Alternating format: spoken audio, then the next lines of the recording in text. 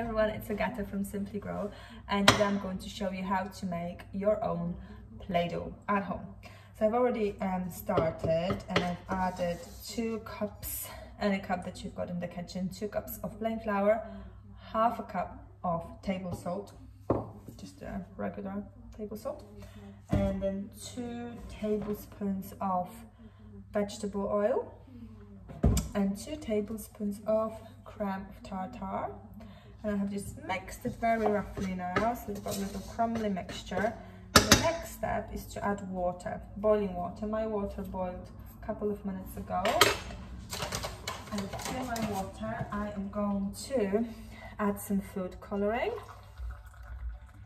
Always add food coloring to water, not the other way around. Then add it to your mix, add it to water. And what I'm going to add here, it's just the tiniest amount. As you can see, it's just literally tip of the teaspoon. I want that Play-Doh to remain edible, so if someone happens to taste a little bit, it's not going to cause them any harm. You have to be very careful using food coloring for sensory play. Some of those brands add chemicals that you would not like anyone to eat, so you have to be very careful, and always choose the brands that you trust. Very important. But if your little one happens to try a little bit of that Play-Doh, they are not going to need ambulance called for them. So I'm going to just mix it, and basically what you need everything mixed together, and you need consistency that you can take out of the pot, because the next stage is kneading. You have to knead your Play-Doh, and you can use Play-Doh with children as young as 14-16 months, providing they're not going to just focus on eating it. It's really just, you know your child best, and if you think this is the kind of thing they would enjoy, make it for them. With my little one, there was a very long stage when she was just more interested in eating it, as it has got salty taste to it, and she just found it very appealing. I need to add a tiny bit of flour here, and we just couldn't make Play-Doh for a while because she was just more interested in eating it and playing with it. But she is 3 now, and she's at the stage when she is into playing with it, making all sorts of creations with her Play-Doh. But just really make it and see how your little one responds. But at least you won't be kicking yourself for spending money on Play-Doh that they can't play with. For all the children, it's a really nice activity to make Play-Doh with you. Not just play with it, but actually get them involved in making it.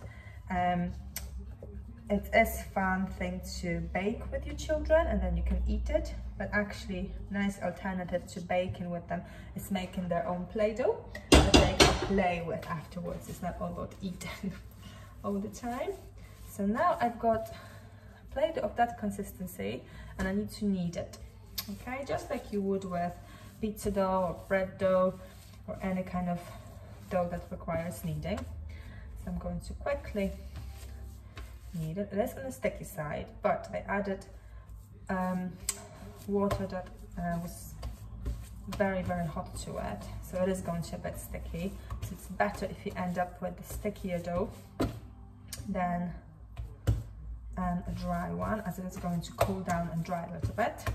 If you happen to make dough that is too dry, add some water. If it's too sticky, add some flour, and you can do it for as long as it takes.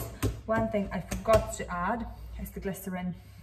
You don't have to add glycerine to your bowls, to your Play-Doh, but because I'm making it for a special session tomorrow, just a private session that has been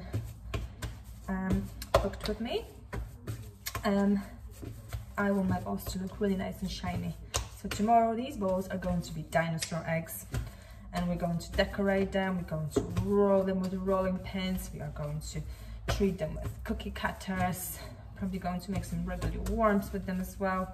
Actually, this Play-Doh, that batch, it is absolutely perfect. I need 18 of those, and I've already made 15, so that's my last batch. You can probably imagine that I was trying this video with previous ones as well, but it didn't as well. It's quite satisfying thing to do. So I've got my bowl now. So basically the consistency you're looking for is it is stretchy, but it doesn't stick to your fingers anymore. And that is perfect, especially when it dries a little bit. It's going to be an absolute perfect consistency. That Play-Doh is going to stay usable for about a week to 10 days. Just keep it in an airtight container in the fridge. From that I'm going to make 3 bowls, so there'll be 3 more dinosaur eggs. And what you can do, you can divide all the ingredients I'm going to pop in the description of this video in half, and then make 2 different colors, or even in 3 and make 3 different colors.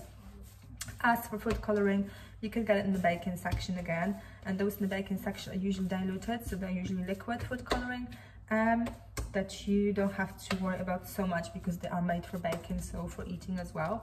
But if you do get gel food coloring, please only use the tiniest amount, and always check the ingredients, as some of them can be a bit scary.